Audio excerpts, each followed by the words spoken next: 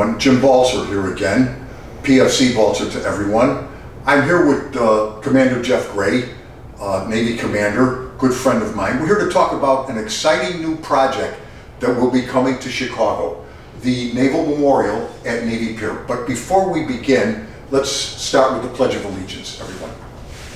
I pledge allegiance to the flag of the United States of America and to the republic for which it stands, one nation, under God, indivisible, with liberty and justice for all. Semper Fi, everyone. And if you'll notice, I'm wearing the Navy jersey today. This is the one that the Naval Academy is wearing. It says Navy, but it also says Semper Fi on the back, honoring the Marines that are going to be going to the into the Marine Corps. Jeff, have a seat, please. Thank you, Jim. And welcome. You're a good friend. We've known each other for a long time. Your friendship is something I honor and respect, and it's going back a while. Well, thank you for having me, Jim. Jeff, I couldn't think of a better guy, and your project, the Naval Memorial. Now, first, before we begin, tell us a little bit about yourself. Well, so I've been in the Navy Reserve for close to 30 years. I enlisted in the Navy a year out of high school back in 1985. I've spent time on active duty, probably about 10 years of active duty time, and the rest 20 years on the reserve side. And I've done some very, very interesting jobs while I was on active duty. I was here locally as the Navy City Outreach Officer here in the Chicago land area, which was a job that I created. The Navy actually recruited me to come and do this project. And then I most recently spent 6 months down in Norfolk, Virginia, where I was helping to start up a new NATO command. But I also went to Afghanistan for a year. I remember when you went, I was at your house at the farewell party when you were going. How long were you there? I was there for almost a year, about 9 months. 9 months, I remember that. How many years has that been now? I went, July of 2012 and got back here around April, May of 2013. Quickly, before we get into your project, what were your duties in Afghanistan? So I was the media outreach person. Primarily, I was responsible for organizing and planning the NATO military spokesman's weekly press conference. That was my primary duty, but then in between that, I was doing special projects. I'd write a lot of press releases, answer a lot of media inquiries about what was going on with the campaign locally, especially with the Western press, New York Times, Washington Post. You worked with a lot of different groups out there, a lot of different people. Absolutely. I was in Kabul, the NATO headquarters, and at the time it was called the International Security ISAF, Afghan Force. So, I'd like to ask you one more question. Did you enter the Navy as an enlisted man? Yes, I did.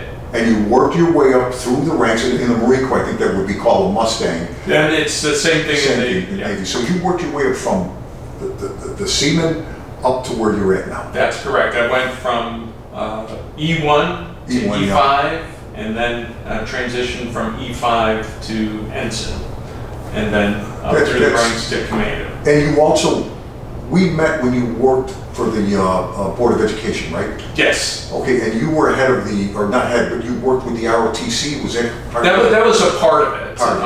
Like when I worked for Chicago Public Schools, I was sort of a jack of all trades, special projects guy. Whenever a really difficult project needed to be done and needed to be done quickly, they would bring me in and say, all right, can you look at this? What's needed, what's required to get this done, and then do it. Now let's start talking about your issue here. You have this wonderful rendition of what the memorial will look like. Jeff? So a number of years ago, I was recruited, and actually when I came back from Afghanistan, I rolled back into the reserves and a group I had met just prior to me going over to Afghanistan. They kind of got me involved with this thing, or they introduced it to me. A group, it's Toby Mack, Marty DeGraff, and Richard Vi. These are the co-chairs of this project, and they were looking to have somebody manage the project. I'm the senior project director, and they said, you know the city very well. You're well connected on the Navy side, and you're a naval officer. It would be it's a great fit for you to help us get this thing off the ground. So a number of years ago, joined the team. We went through a couple of iterations of this project.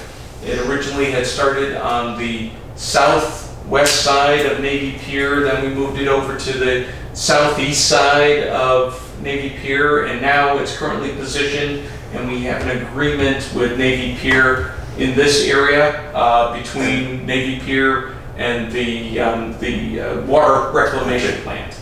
Now let me ask you a question, an obvious question. Why Navy Pier? We know the name is the Navy Pier, but can you give us a little history of Navy Pier? Oh, I love this piece of talking about this project, because originally the project was really focused on what happened at Navy Pier during World War II. Right. That piece of the story, a lot of the older generation know about that. Right. However, the younger folks don't know about it, but what the older folks don't know is that the history of the Navy at Navy Pier precedes that by many, many years.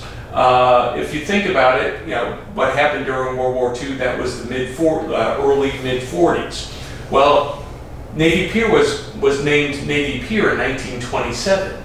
And why did the city name the pier? Because it originally, when it opened, it was called Chicago Municipal Pier. Right. The city decided to rename Navy Pier for all of the service and sacrifice of Chicagoans who had served prior to 1927 during World War I. Yeah, right. And what you don't know, or what is forgotten, is that Navy Pier or Chicago Municipal Pier at the time, was home to one of the largest training programs for Navy deck officers.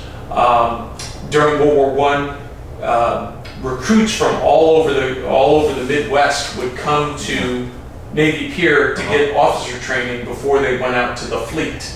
And then we also had Naval Station Great Lakes, 30 miles north of here. That was also a big part of the story, because Chicagoans were involved in getting Naval Training Station Great Lakes established back right after the Spanish-American War, which goes back even further, this history of the Navy, all the way to 1893. Wow, that's incredible. With the establishment of the Naval Militia of the state of Illinois. So there was a Naval Militia. Is that Naval Militia still active now? Is it still? So I think the Naval Militia was disestablished here in Illinois, and it was one of the last naval militias. And the Naval Militia is very, when they had them, they were very similar to the National Guard that every state had. So every state had a National Guard, and they said, hey, we should have a Naval Militia to mirror the Army-Navy thing. So that's how that started. Now, let's move up in time. Navy Pier now was Municipal Pier now in 1922 or 1920, would you say 24?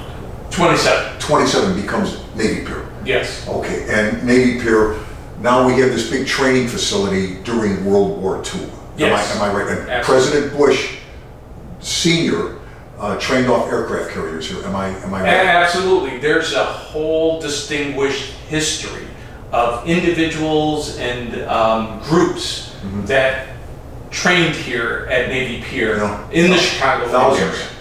thousands, I mean, almost a million. So That's incredible. When you look at it, of course, a good friend now gone, Dr. Herb Schoen, he was one of the last. yes, he did his training out at Yeah. Navy Pier.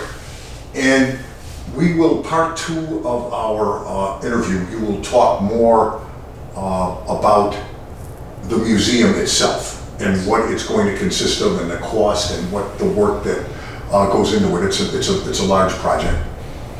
All right, everybody, we will be back in a minute.